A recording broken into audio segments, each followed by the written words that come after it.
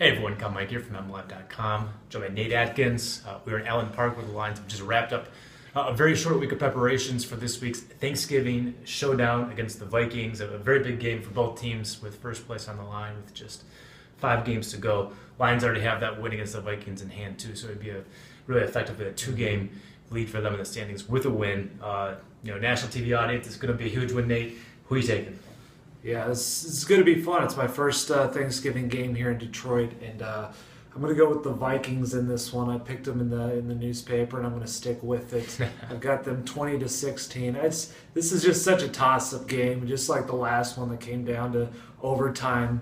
And this is one where the Vikings come in a little banged up in the secondary, but I think they find a way to get a little pressure on Matthew Stafford after they're able to sort of suppress the run. This is a game that, again, like every Lions game, will come down to the final couple drives, and I think somewhere here they make a play on defense and they get away with it, but I wouldn't be surprised if it went either way. What do you have? Well, I think it's low scoring. You look at the way the Vikings have played the past couple of weeks, particularly against the Cardinals last week. They allowed 29 yards in the second half of that game. That's incredible. And I was going through the numbers just today, actually, and They hit Carson Palmer 15 times in that game. It's really reminiscent of what they did to Matthew Stafford in both games last year.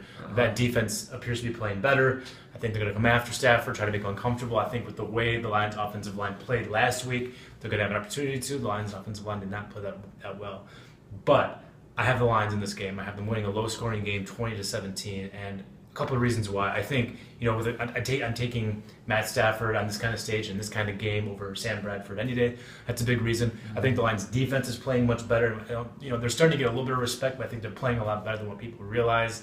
And that home crowd, it's a huge thing in the NFL, but Ford Field's a difficult place to play when the team is relevant. They're relevant, first place is on the line. That crowd is going to be rocking. It's Thanksgiving. I've seen these games before. The Lions have handled it really well the past couple of years, routed everybody the past 3 years. I think it'll be a tough game. They're going to have to slog another one out, I think, to beat the Vikings, but I think they can do it. Yeah, and I might well get into that stadium and realize that from my first time there. I mean, there's a reason why they've won 3 straight games by at least 17 points there. I just think the way both of these two teams play, they're flawed teams. They're really becoming similar teams, and playing pretty good defense, not running the ball, playing pretty efficient quarterback. I just think it's going to come down to the final couple of plays. It's really a toss-up kind of game, and I just think as many struggles as the Vikings will have, going on the road on a short week on offense, I think the Lions will have some similar struggles too. They're trying to fix a running game with only a couple days of practice to do that, so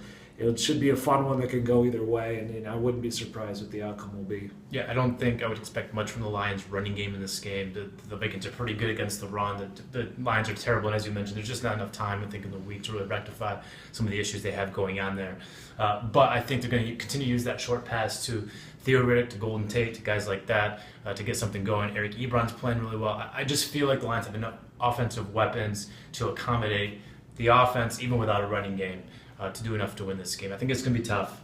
The Zimmer teams are always difficult, but I like the Lions' chances in this one, especially with the home crowd. I think that gives them the difference. Yeah, and about the quick passing, that's how teams have gotten to the Vikings the past couple of weeks. They've taken their pass rush out of the game with quick passes.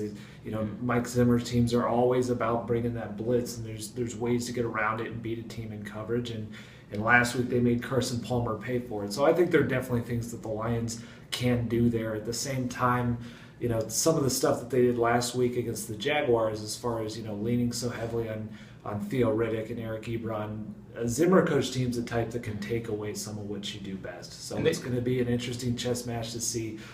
Jim Bob Cooter trying to expose some of the Minnesota weaknesses, and then Mike Zimmer and his side of the ball trying to sort of take away the safety valves that Matthew Stafford uses. Well, they did a pretty good job in the first game. Lions scored 16 points in that game regulation, and 3 of them were scored in 23 seconds right there before overtime. But I like the Lions' chances in this game. It should be a classic. They play every year on Thanksgiving. I can't remember a game with this much at stake. Will be certainly an experience to watch. We'll be all over it, guys. For Nate, I'm Kyle. We're MLive.